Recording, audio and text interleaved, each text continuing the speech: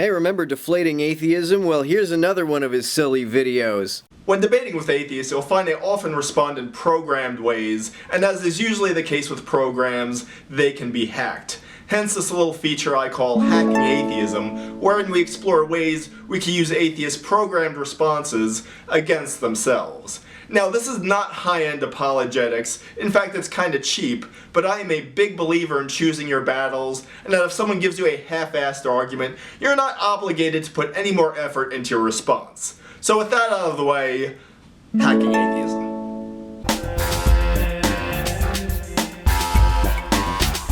Whenever a theist provides a first cause argument, the scripted atheist objection is, but which God?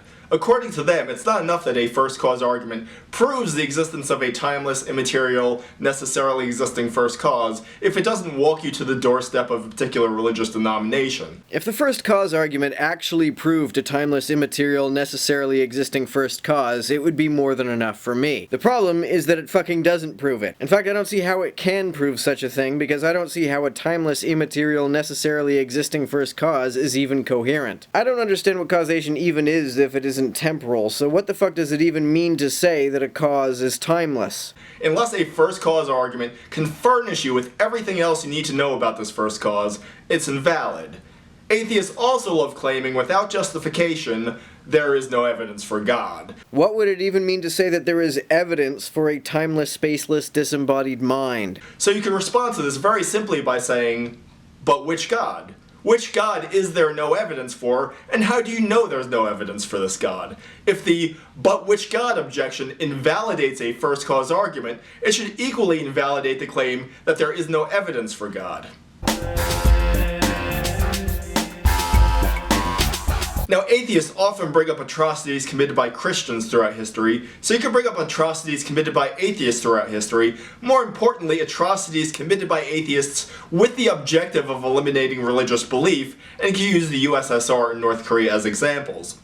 Now, the scripted atheist response is that the USSR and North Korea were never really atheist, and that in Stalinist USSR, Stalin was God, and the North Koreans have a national religion called Jewish. Of course, all atheists are experts in North Korean culture, naturally. A national religion called what? It sounds like you're saying Jewish. I'm pretty sure that's not North Korea's official religion. You probably mean Jutse, and I would disagree that it's a religion. I actually agree with you that communist regimes are not really theist. The reason they are tyrannical is not because they are religious, but rather because they have dogma. All tyrannies, both religious and irreligious, in order to last, must establish a set of dogmas that people will be imprisoned or killed for questioning. The North Koreans have a national religion called Jewish, wherein Kim Il-sung is their god.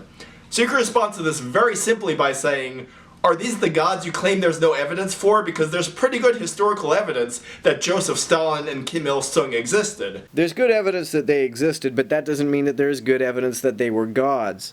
Now, if the atheist says, no, of course that's not what I mean, then they implicitly recognize that there's a difference between a transcendent God and a thing in the world that may be worshipped as God, defeating their entire premise that the USSR and North Korea were never really atheists. Are you a Christian? If you are, you should be able to understand that people who worship a person who existed in the world can still be theists. I don't believe that they are theists, but worshiping a physical person is not what proves that they aren't theists. You can be a theist and still worship a human if you believe that human is an avatar or incarnation of some non-human deity. Yes, they were atheists for every purpose relevant to modern-day discussions about atheism. But they weren't skeptics. That's the real problem. North Koreans aren't allowed to be skeptical of official North Korean dogma about the Kim dynasty.